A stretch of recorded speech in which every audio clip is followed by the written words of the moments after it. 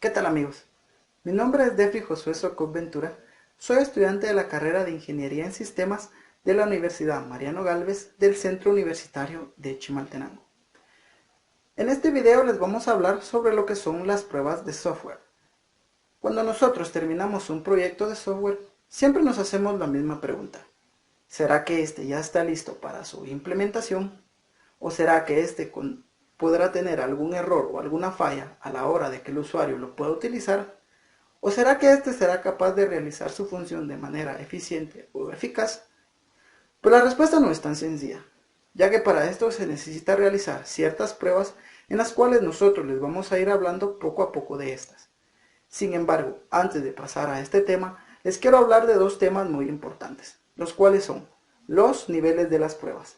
Los niveles de las pruebas son objetivos en diferentes escenarios, los cuales nos ayudan a realizar pruebas específicas para ver los errores de nuestro sistema o de nuestro proyecto de software. También les quiero hablar de la planificación de las pruebas. Estas planificaciones son procedimientos o procesos de aseguramiento de la calidad de nuestro producto. En este caso hablando de software o algún proyecto informático en el cual nosotros estemos trabajando. Y siguiendo con el tema de pruebas de software, yo les voy a hablar sobre los diferentes niveles que existen. Estas pueden ser unitarias o de componentes, pueden ser de integración, pueden ser pruebas de sistema y pruebas de aceptación. Cuando hablamos de pruebas unitarias o de unidad, ¿verdad? Algunas veces se llama de componentes. Es la primera fase de las pruebas dinámicas y se realizan sobre cada módulo del software de manera independiente.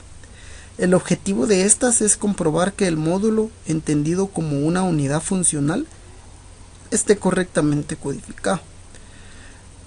Se dice que es de unidad porque se enfoca en un programa o en un componente que desempeña una función específica. Esta puede ser probada y que se asegure que funcione tal y como se especifica el programa. En las pruebas de integración, su objetivo es identificar errores introducidos por la combinación de programas o componentes probados unitariamente. Esto para asegurar que la comunicación, enlaces y los datos compartidos ocurran apropiadamente, ¿verdad? Se diseñan también para descubrir errores o también para las especificaciones de las interfaces. Entonces, en este nivel nosotros nos aseguramos de las interfaces y las partes de que el sistema pueda trabajar apropiadamente, ¿verdad? Entonces, antes de las pruebas de integración, los componentes tuvieron que haber pasado por sus pruebas individuales, o sea, en el nivel anterior. En las pruebas de sistema, en esta prueba se tiene como objetivo verificar que se hayan integrado adecuadamente todos los elementos del sistema y que realizan las operaciones apropiadas funcionando como un todo. Entonces, esta es similar a la prueba de integración, pero con un alcance mucho más amplio.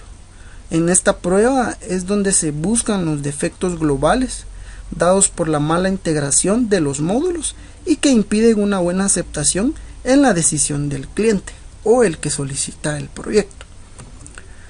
Cuando hablamos de pruebas de aceptación, estas son realizadas principalmente por los usuarios con el apoyo del equipo del proyecto.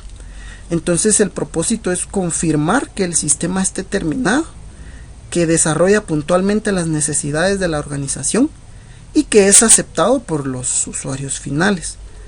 Entonces la prueba de aceptación puede tener lugar más o menos entre semanas o meses para ver si existen errores acumulados que puedan ir degradando el sistema.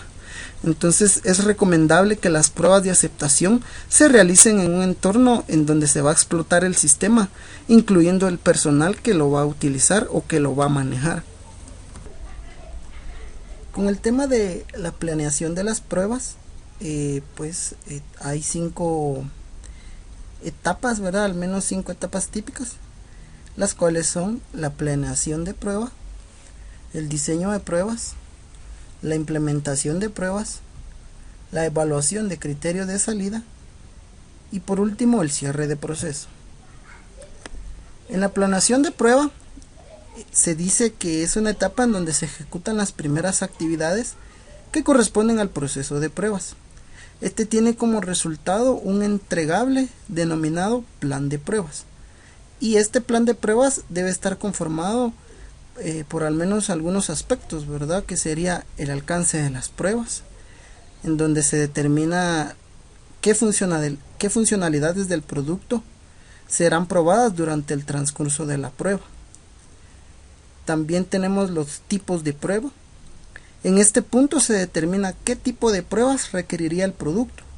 No todos los productos de software requieren la aplicación de todos los tipos de pruebas que existen. Entonces, por esta razón es estrictamente necesario que el líder de las pruebas se plantee algunas preguntas que le permiten determinar qué tipos de pruebas son aplicables al proyecto en que se está evaluando. También tenemos las estrategias de pruebas. La estrategia de pruebas es necesario para determinar a través de un análisis de los riesgos sobre qué funcionalidades debemos centrar nuestra atención.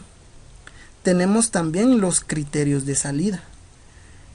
En estas partes involucradas del proceso se define de una manera formal bajo qué condiciones se puede considerar que una actividad de pruebas fue finalizada.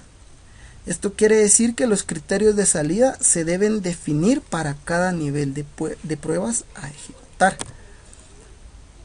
Pasando a la siguiente etapa, tenemos lo que es el diseño de pruebas. En el diseño de pruebas, el equipo de trabajo debe iniciar un análisis de toda la documentación existente con respecto al sistema. Esto con el objetivo de iniciar el diseño de los casos de prueba. Entonces aquí los entregables son claves para iniciar este diseño. Estos pueden ser casos de uso, pueden ser historias de usuario, pueden ser arquitectura del sistema, diseños, manuales de usuario si es que los hay, también puede ser manuales técnicos, ¿verdad? Entonces en el diseño de los casos se debe considerar la elaboración de los casos positivos y negativos. También tenemos lo que es la implementación y ejecución de pruebas. En esta la ejecución de pruebas debe iniciar con la creación de los datos de prueba. Estos son necesarios para ejecutar los casos de prueba diseñados. Entonces la ejecución de estos casos puede realizarse de una manera o de una forma manual o ya sea automatizada, ¿verdad? En cualquiera de los casos, cuando se detecte un fallo en el sistema, este debe ser documentado y registrado en una herramienta que permita gestionar los defectos. En la siguiente etapa tenemos los criterios de salida. En esto, los criterios de salida son muy necesarios para determinar si es posible dar por finalizado un ciclo de pruebas. Para esto es conveniente definir una serie de métricas que permitan finalizar el proceso de pruebas, para comparar los resultados obtenidos contra las métricas que habíamos definido anteriormente. Entonces, si los resultados obtenidos no superan la métrica que habíamos definido, entonces no es posible continuar con el siguiente ciclo de pruebas. La última etapa sería el cierre de proceso. Durante esta etapa, el cierre que se quiere se tiene que haber comprobado y se le destina muy poco tiempo a la planeación. Se debe cerrar las incidencias que se hayan reportado, se deben verificar si los entregables planeados han sido aprobados y también se debe finalizar y aprobar los documentos de soporte de prueba. También analizar las lecciones aprendidas para poder aplicarlos a otros proyectos que nosotros queramos realizar en un futuro. Como nos pudimos dar cuenta, tanto los niveles como la planificación de las pruebas son muy importantes a la hora de verificar los errores que nosotros tenemos en su diseño. Lo recomendable es acompañar todos estos niveles y estas pruebas con documentación formal en donde podamos listar tanto los errores como sus posibles soluciones. Los dejo con Jorge Mario para que les pueda hablar un poquito más sobre los tipos de software. Gracias por su atención.